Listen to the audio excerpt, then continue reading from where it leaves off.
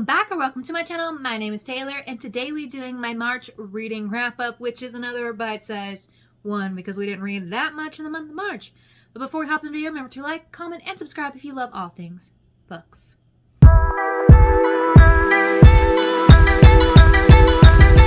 To kickstart this, if you happen to hear the fan running, that's because it is.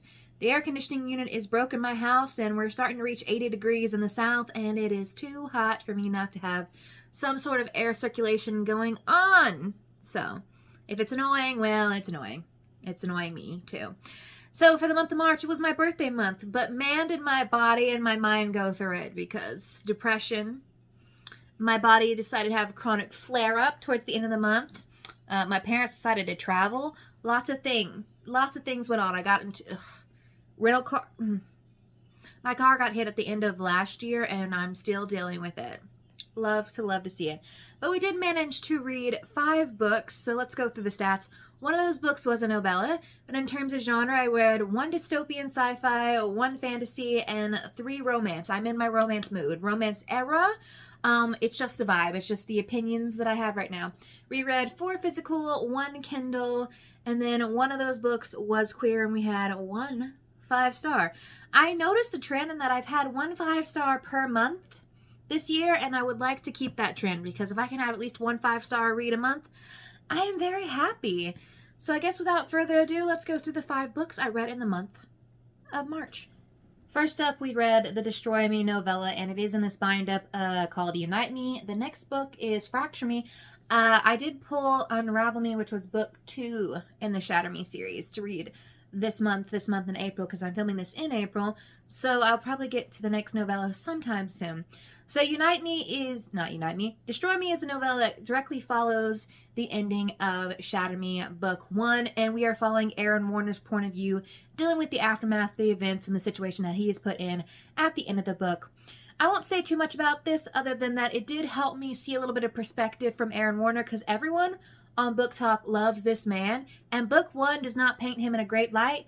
I've said he is very much so Zuko season 1. This man is more than off his rocker. He is a questionable, like, are you sure you're supposed to be a love interest sort of thing? But I also really enjoy this because we are getting background on him, but we're also getting to view Juliet's journals and kind of getting to see not only how she thinks in, like, her inner thoughts, but also in her, like, written on page, how she managed to go about that. So I really enjoyed it. I ended up giving this one 4.5 stars. To me, this is basically just an extended epilogue for book 1, so I'm going to give it the same rating as book 1. Then I completed Januaries by Olivia Blake. This is a collection of fantastical / whimsical short stories that all pretty much center around the main theme of romance, or at least romance appears in, I'd say, 95% of the short stories that we are presented with, and it really is interesting. You have a variation in lengths of stories from like 3 pages to like 80 pages. It's all just a collection of short stories and novellas. I love the whimsical vibes. There were certain sections that I liked more than others. I think if you're going to present me with a short story, I am prepared to be under 50 pages, because if you give me like close to 100, I'm like, that's a full novella, and I would like it to be a separate entity. But yeah, if you like something that's just like seasonal, quick to read, if you just want to like pick up every so often and read a little bit here and there, this is for you. I gave it 4 stars. Then I read one of my most anticipated reads for the year, and that's I Got Abducted by Aliens and Now I'm Trapped in a Rom-Com by Kimberly Lemming.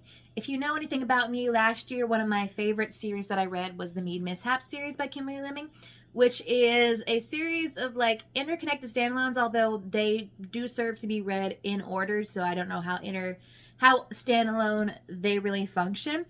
All following 3 different women living in a world ruled by demons and gods and magical beings, and they all end up shacking up with their fated mate. You know, some werewolf, some dragon. So if that's your vibe, that's your vibe. All 5 stars for me. This is her new little venture, and this is going to delve into the world of alien smut. You know, not much more to say. You're essentially following Dorothy Valentine, who is a wildlife researcher, biologist, who is about a week or 2 away from actually completing her PhD.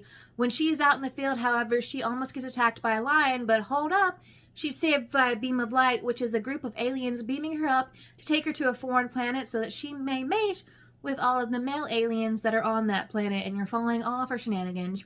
It does say it's why I choose. I'd venture to say it falls more in the polyamorous sphere. It's spicy, it's funny, it's cutesy.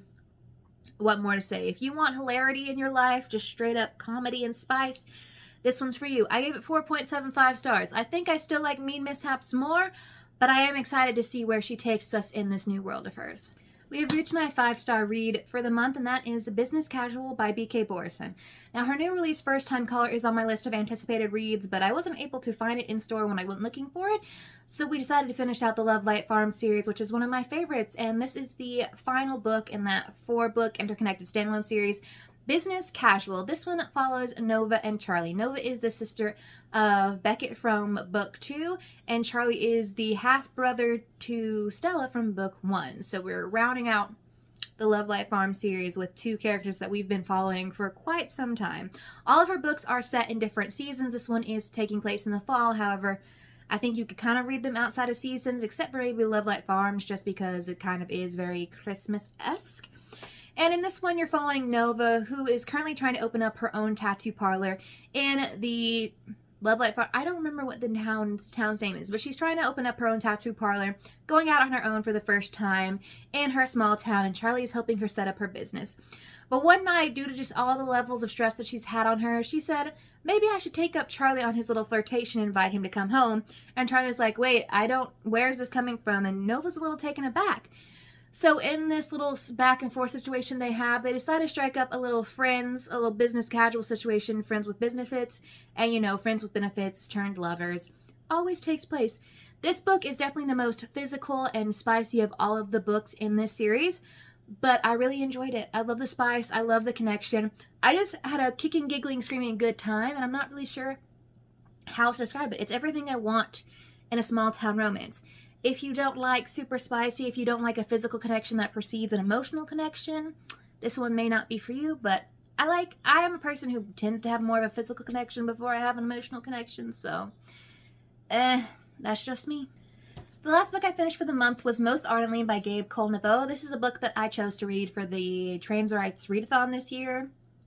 Trying to speak today seems to be evading my senses. And I finished it on March 31st, day, Trans Day of Visibility, so I finished just in time. This is a YA Pride and Prejudice remix retelling. It is a part of a group of, I think, 9 books where authors from minority groups take classic works of literature and put a new spin on them. So in this one, you are following Oliver, who is a trans man, and he's taking the place of the Elizabeth Bennet character. And in this world, Oliver is struggling with being able to come out as a trans man. A few people in his life know, but not everyone. And while he's on this journey, he is starting to establish a dual relationship with Darcy. Darcy is getting this relationship with Oliver when he is female presenting. That's not so great, but when Oliver's out on his own and Darcy only sees Oliver, a little romance ensues. This book, she was good, she was cute, she was sweet. I gave it 4 stars.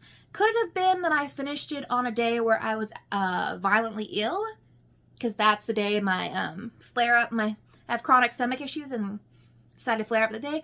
Maybe that could have impacted my feelings, my vibes. But I definitely think if you're looking for a cutesy little YA, this one's for you. I also think maybe just because, even though I've never read the original Pride and Prejudice work, I am so familiar with the story. I think I'm like,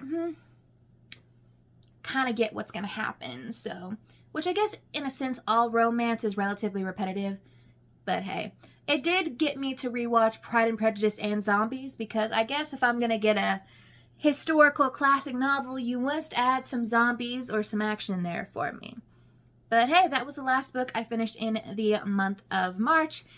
I am feeling a little bit in higher spirits now that April's coming. I'm also still reeling from being sick, so the thought of engaging anything that requires too much headspace, other than maybe like reading a book right now, is truly not the vibe. So I have been reading more. I've already finished 1 book, and I'm about to finish 2 other books right now. But let me know what you read in the month of March. What was your favorite book? And I'll see y'all in the next video.